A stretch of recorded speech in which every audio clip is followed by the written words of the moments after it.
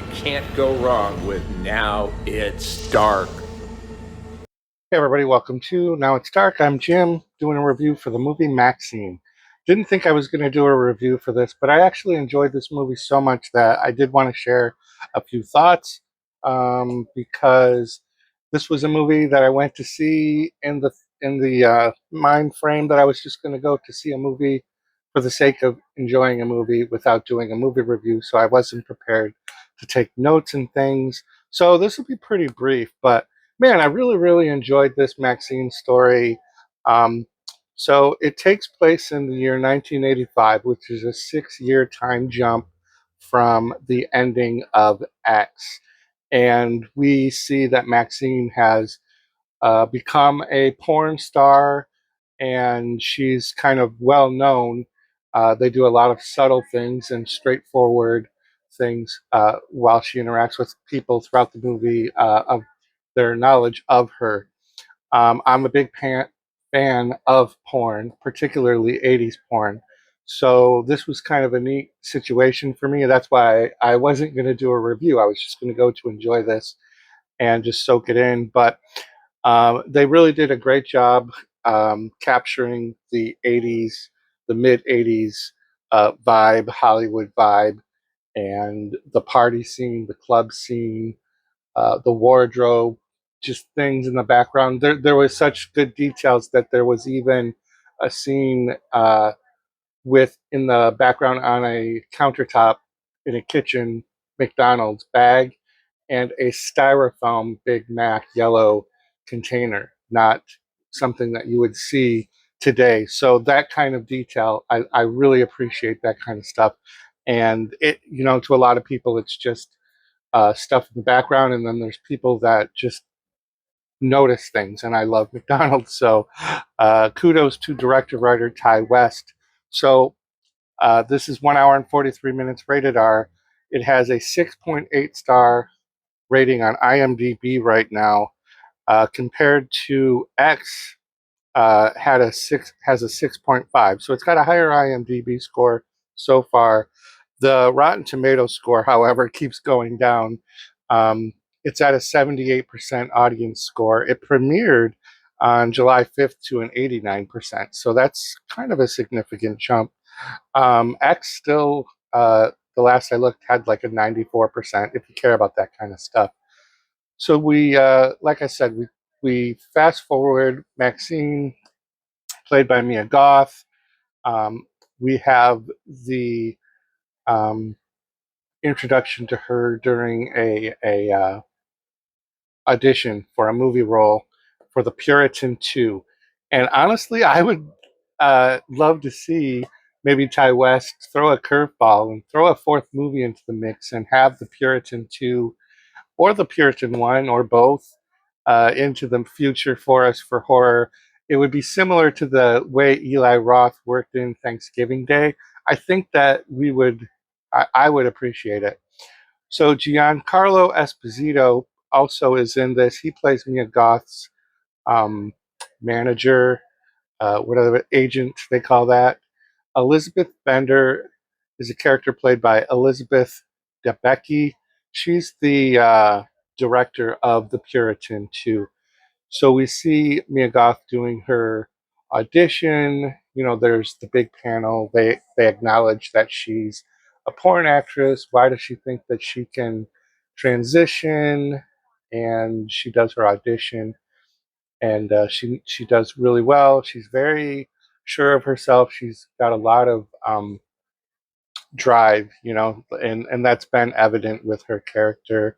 She has kind of a best friend, Leon. He's like um, the manager, maybe, or a cashier at like an adult movie store that also has in the back rooms where you can put your quarter in the slot and the window opens up. It's called Show World, and it's interesting because there are still show worlds around. There's actually a show world in my city. I have no idea whether or not they still have the little quarter slot things, but I'm sure that there's little booths that you can go into and watch porn or whatever. So Leon is her kind of like confidant, and he's kind of almost a wasted character a little bit.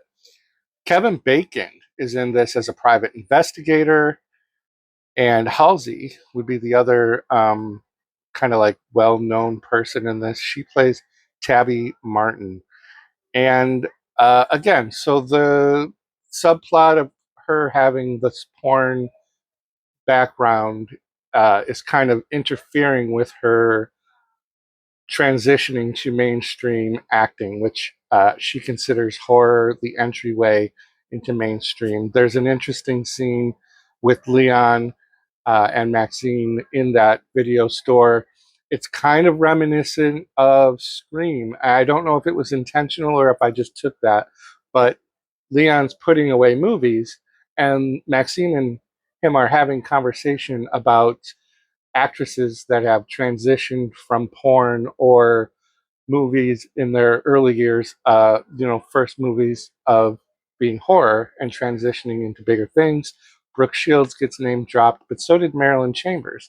And I instantly recognized the name Marilyn Chambers. I understood that reference. Because she was a very popular 80s porn star. They could have named Tracy Lords as well. Those are actresses that did porn very hardcore and then transitioned. And Tracy Lords still to this day is doing, horror movies and other things. Um, and yeah, so there's like such a great kind of multiple layer story going on. Um, we also have the Night Stalker.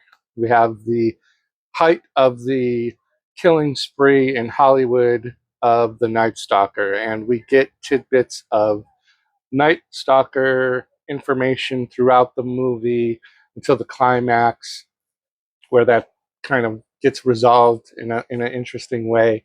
But we get like in the background of scenes, TV and radio, um, updates on, oh, there was another killing, and there was this killing, and there's another girl missing, or whatever. And yeah, so Mia Goth, she lands that role. She's with the she's at the Universal Studio lot. There's a lot of cool Easter eggs. In particular, the biggest one, and I'm a huge fanboy of uh, Psycho. So we've got the Bates Motel set. It's very much a part of two different scenes of the movie: the house, the motel. It's so cool. It was such great to see that. This movie really was better than I expected. I'm really happy with this ending, and actually, I mean, we could go into like a '90s Maxine story. There's still room to continue this if we really wanted to have a Maxine Minx trilogy, because Pearl is, I don't know. I don't know if I would count that as a Maxine trilogy. Do you guys follow me? Like it's X, Pearl, and then Maxine. X and Maxine have Mia Goth as Maxine Minx. I get Mia Goth was also Pearl, but I would not mind a '90s Maxine Minx. I would be very interested. Hopefully, this does well, and the ending satisfies people, and that they appreciate the story that goes into it. And I really don't want to end, spoil the ending, or I've left out actually quite a bit of the plot, like a whole big chunk. But she's kind of being haunted by her past, and she has to be really badass, and she really is. There's some good kills in this. There's some blood and practical effect gore, and it's just really a nice homage to the '80s Hollywood scene. Um, Even the police detectives that are involved in all these other scenes, there's just really a lot of attention to detail. I really appreciated it. Liked this movie much more than I thought I would.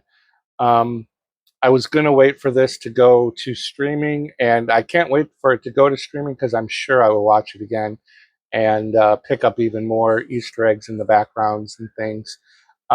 This is a movie that I would recommend either way. If you can wait it out It's going to do really well on streaming in the comfort of your home. It's good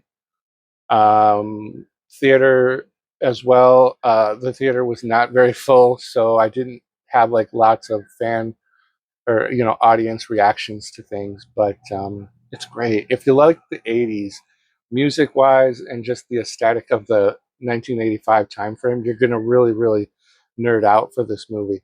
So yeah, so that's my Maxine review that I didn't know I was gonna do. Let me know in the comments down below if you've seen it. What did you think of it? Do you agree that an early 90s Maxine movie would round out the Maxine trilogy and that would be appropriate? Or are you just ready for Ty West to do something else? Maybe The Puritan. Let me know in the comments down below.